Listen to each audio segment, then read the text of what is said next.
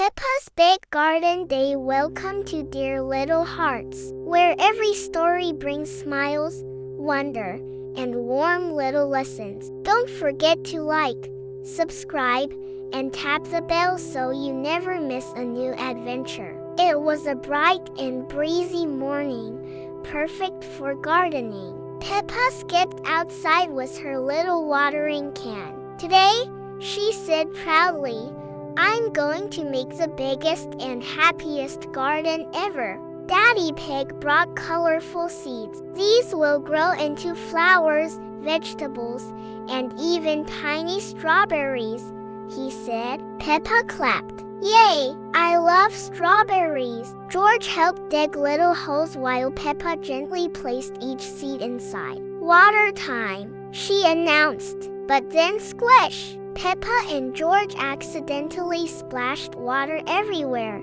covering themselves in mud. Muddy gardening! Hee hee! Peppa giggled. Mommy Pig joined them with a tray of baby plants that needed special care. "Gardens grow best when we are patient and gentle," she said. Peppa nodded seriously and patted each plant. "Grow well, little friends." Soon, tiny butterflies fluttered around, curious about the new garden. Birds chirped happily as Peppa placed colorful markers beside each plant. By evening, the garden looked bright, tidy, and full of promise. "It's not the biggest garden yet," Peppa said, "but it's full of love." Daddy Pig smiled. "And that's what helps things grow."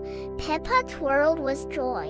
Best garden day ever. Thanks for watching, little hearts. If you enjoyed Peppa's Big Garden Day, make sure to like, subscribe, and share the joy.